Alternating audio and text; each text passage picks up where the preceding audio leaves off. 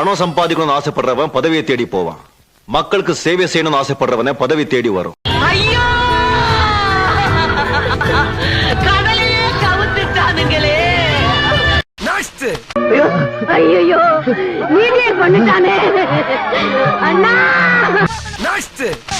உங்களுக்கெல்லாம் நல்லதாவே வராது. நீங்க நாசமா போயிருவீங்க, நாசமா போயிருவீங்க. இன்னும் அங்க இந்த நியூஸ் சொல்றலாம் நீங்க நம்புறீங்க? நான் சொல்றேன் பாருங்க. பாடு பாடி தொலையும். இங்க பாருங்க எவ்வளோ 98 to 120 சிங்களா. இத்தனையும் அலைன்ஸே இல்ல, கூட்டணியே இல்ல. ஆனா தேமுதிக 75 வருஷம் கட்சி, எவ்வளோ கூட்டணி கணக்கே இல்ல போல, 20 மேல இருக்கு போல. பானப்பத்திர ஓனாண்டி என்னிடமா எதிர்த்து பேசுகிறாய்.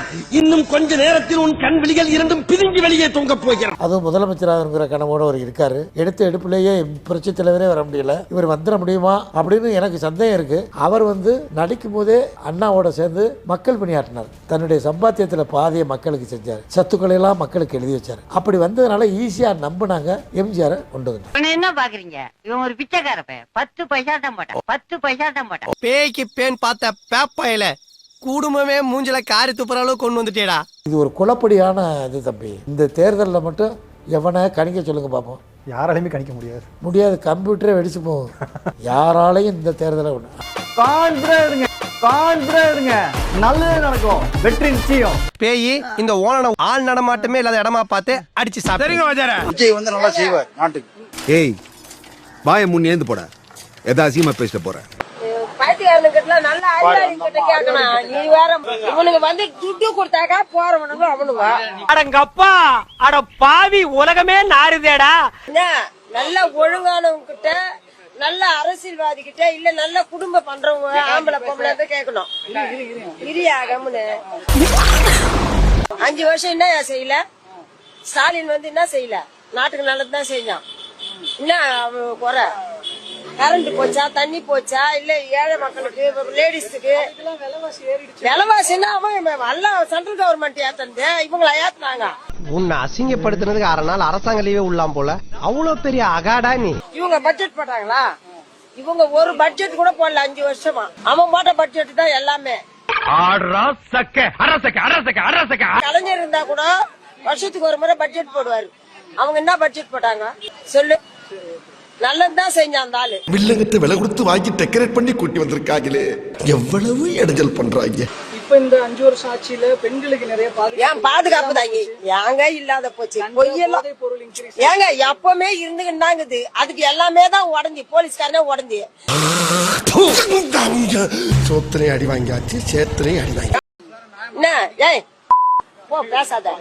நீ எங்க துட்டு குடுக்கற, எங்க சோறு போடுற, அவங்க பேசுவாங்க. நாங்கெல்லாம் அப்படிலாம் பேச மாட்டோம். அதனால மாப்பு இத்தோட உங்க ரீல் ஸ்டாப். 65, 85 நம்ம அண்ணன் பாத்தீங்கன்னா 14, 26 ஓட்டு போட்டவங்க நாங்க எங்க போயிருக்கோம்? நாங்க ஓட்டு போட்டுருக்காங்க, எல்லாம் நீங்க பாத்துருப்பீங்க, ட்ரெஸ் கோட் பாத்துருப்பீங்க. ஒரு கேஸ்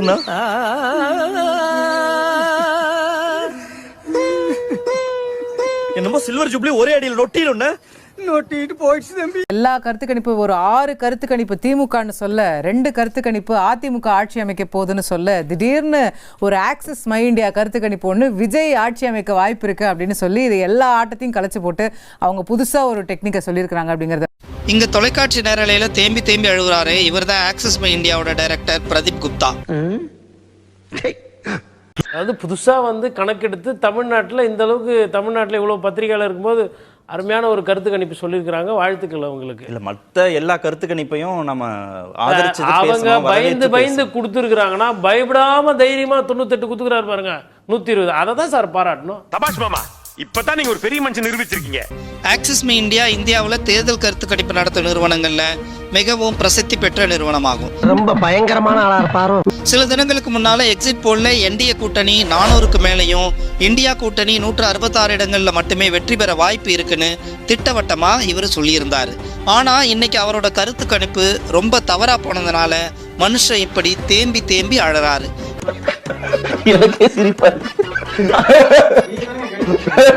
வெளிவராத இன்னொரு சர்வேவும் இருக்குது. அந்த சர்வே ராதன் பண்டிட் வெற்றிவேல் அப்படின்றவர் எடுத்திருக்கிறாரு. அதுல 170 இடங்களில் தமிழக வெற்றி கழகம் விஜய் கட்சி வெற்றி பெறும் அப்படின்னு சொல்லிருக்கிறாங்க. ஐயோ, ஒரு பைத்தியக்கார பைலட் மாட்டிட்டு பாடு தவசி விருமாண்டி சீனி. பெண்களுக்கு முன்னுரிமை கொடுத்த ஆட்சி எதுனா அது தமிழக வெற்றி கழகம் மட்டும்தான் நான் சொல்லுவேன். என்னப்பா நீ பைத்தியம், நீ என்ன வேணாலும் பேசலாம், நாங்க அப்படியா? பெண்களெல்லாம் வீட்டுல முடங்கி கிடந்தாங்க, ஆனா இப்ப வந்து வெளியே நிச்சிருக்கிறோம் நாங்கெல்லாம். ஏன் எந்த ஆட்சியில எங்களுக்கு பெண்கள் மத்திய ஒன்றிய செயலாளரா எனக்கு பொறுப்பு கொடுத்திருக்காங்க? எந்த அரசியல்ல மத்திய ஒன்றிய செயலாளர் பொறுப்பு எதுல கொடுத்திருக்காங்க? நீங்க வாங்க வாங்க, ஏன் பயப்படுறீங்க? வாங்க. முதல்ல வந்து என்ன அப்படின்னா, பெண்களுக்கு முதல்ல இந்தியாவில் சொத்துரிமை கொடுத்தது கலைஞர் தான். இங்க நிறைய பேர் பேசி இருந்திருக்கலாம், நிறைய பேர் போராட்டம் நடத்தி இருந்திருக்கலாம், ஆனா எல்லாத்தையும் தாண்டி அதை சட்டமாக்குனது கலைஞர் அவர்கள் தான். சோ அவரை தாராளமா யார் கொண்டாடுறாங்களோ இல்லையோ, பெண்கள் நம்ம எல்லாருமே அதை கண்டிப்பா நிறைவேற்றுவோம். 1996 இந்தியால முதல் முறையா உள்ளாட்சி அமைப்புகள்ல பெண்களுக்கு 33% இடஒதுக்கீடு வழங்கினார். இன்னைக்கு சிலர்லாம் நம்ம கிட்ட கேட்டுட்டு இருக்காங்க, இந்த கட்சி வந்து பெண்களுக்கு வாய்ப்பு தரல அப்படின்னு. ஆனா அவங்களுக்கு எல்லாம் நம்ம திருப்பி சொல்லணும், 1996 அதெல்லாம் பண்ணியாச்சுப்பா, உங்க புது கதையெல்லாம் அப்புறம் உருட்டுங்க. இதுக்கு முன்னால ஒரு அவமானப்பட்டதே இல்லையா?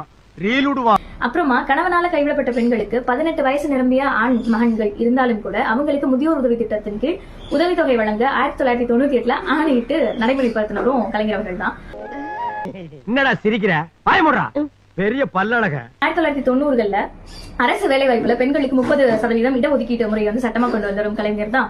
இந்தியாவிலே முதல் முறை காவல்துறையில வந்து பெண்களை பணி நியமனம் செய்ததும் வந்து கலைஞர் அவர்கள் தான். ஆஹா, ரெடி ஆகுறானே. பெண்களை நிர்வாகிக்கும் நியாய விலை கடைகளையும் கொண்டு வந்திருக்கிறாரு. 7000 பள்ளிக்கூடங்களை வந்து ஐயா கலைஞர் அவர்கள் வந்து திறந்து வச்சிருக்காங்க. எனக்காண்டி அவரை ஒரே ஒருத்தர் மன்னிச்சிருக்கீங்க, ஒரே ஒருத்தரா? நீ என்ன பெரிய கேட்சா உனக்காக மன்னிக்கிறதுக்கு? 2 பேரும் கூட்டுக்காக மன்னிச்சாங்க.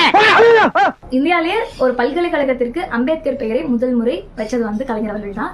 கலைஞர் அப்படின்னு சொன்னா இன்னைக்கு இருக்கிற இளைஞர்கள் வரைக்கும் ஒரு இனம் புரியாத வெறுப்பு. இந்த வெறுப்பு இயல்பாவோ இல்ல வந்து அவங்களுக்கா சின்ன வயசுல இருந்து வருது அப்படிலாம் ஒன்றும் கிடையாது. இந்த வெறுப்பு திட்டமிட்டு பார்ப்பனியத்தை தூக்கி பிடிக்கிற நபர்களால காலங்காலமா விதிக்கப்பட்டிருக்கு. நோண்ட ஆரம்பிச்சுட்டானே. எங்கேயோ ஒரு போட்டோ போடுவாங்க ஏதோ ஒரு குழுல, அவ்வளவுதான வரைக்கும். இது வரைக்கும் எந்த ஆட்சியிலயும் பெண்களுக்கு முன்னுரிமை கொடுத்து வெளியே வர வைக்கல. ஆனா தமிழக வெற்றி கழகத்துல பெண்களுக்கு முன்னுரிமையை கொடுத்து எங்களை வெளியே வர வச்சிருக்காங்க. கலியுக கர்ணனே, நீங்க நல்லா இருக்கணும். உங்களை மாதிரி உள்ளவங்களால தான் இந்த நாட்டுல அப்பப்ப மழையே பெய்யுது. இந்த ஆட்சி நாங்க கண்டிப்பா மாத்தி கொடுப்போம். தளபதி சிஎம் ஆக்கி வைக்குவோம். நாங்க இதுக்காக நாங்க எவ்வளவு வேணாலும் போராடுவோம். அப்படியாடா மயிறு, சரிடா மயிறு, ஓகேடா மயிறு. எப்படி ஒரு அமெரிக்கால ஒரு கல்ட்டு தலைவர் 1000 பேர் சைலண்ட் குப்பியோட வா எனக்கா சான்னு சொன்னானோ, அது மாதிரி விஜய் செய்யறாரு.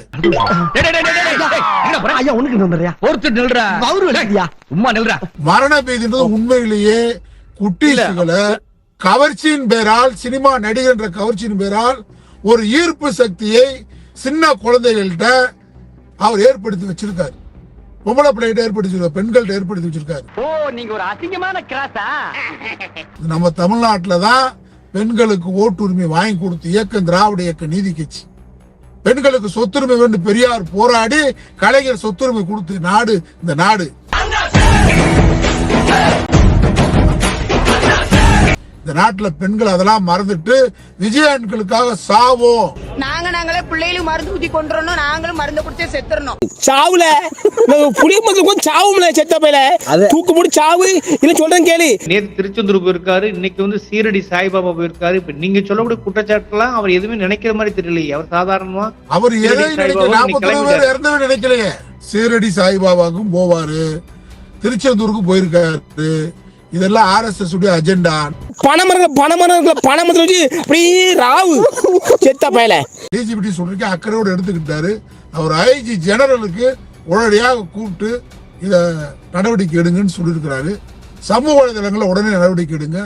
இந்த மாதிரி பெண்கள் ஆபாசமா பேசுறாங்க, அசிங்கமா பேசுறாங்க, தமிழ் பண்பாட்டுக்கு விரோதமா பேசுறாங்க, அதை தடை செய்யுங்கன்னு சொல்லி கொடுத்துருக்கேன். அக்கறையோட டிஜிபி எடுத்திருக்கிறாரு. என்னடா ரொம்ப பயமுறுத்துறீங்க? நடிகர் விஜயை கைது செய்யுங்க, அவங்கள கூப்பிட்டு உடனடியாக சமூக வலைதளத்தில் பரவக்கூடிய இந்த ஆபாசமான கலாச்சாரத்தை தடை செய்யணும். இந்த குழந்தைகளுக்கெல்லாம் மனநல மருத்துவர்கள் உடனடியாக வீடுகளுக்கு சென்று மருத்துவ சிகிச்சை கொடுக்கணும். நீ பற்று வைத்த நெருப்பொன்று பற்றி எரிய உன்னை கேட்கும் 10 கட்டளைகள். என்னையன்றி உனக்கு வேறே தேவர்கள் உண்டாயிருக்க வேண்டாம். உன் தகப்பனையும் உன் தாயையும் கனம் பண்ணுவாயாக. கொலை செய்யாதிருப்பாயாக. விபச்சாரம் செய்யாதிருப்பாயாக. பிரேசர் கரூர் விஷயத்துல ஏன் மேல பழி தூக்கி போட்டீங்க? உங்களுக்கு மனசாட்சின்னு ஒண்ணு இருந்தா அப்படி பேசிருப்பீங்களா? பிறனுக்கு விரோதமாக பொய்ச்சாட்சி சொல்லாதிருப்பாயாக. இந்த வீடியோ உங்களுக்கு பிடிச்சிருந்தா கண்டிப்பா லைக் பண்ண மறக்காதீங்க. அப்படியே உங்க நண்பர்களுக்கும் ஷேர் பண்ணுங்க. நீங்க பண்ற ஒவ்வொரு லைக்கும் தான் இந்த வீடியோவை மற்ற நண்பர்களுக்கும் கொண்டு போய் சேர்க்கும். மறக்காம சப்ஸ்கிரைப் பண்ணுங்க. உங்க கருத்துக்களையும் கமெண்ட் பாக்ஸ்ல பதிவு பண்ணுங்க.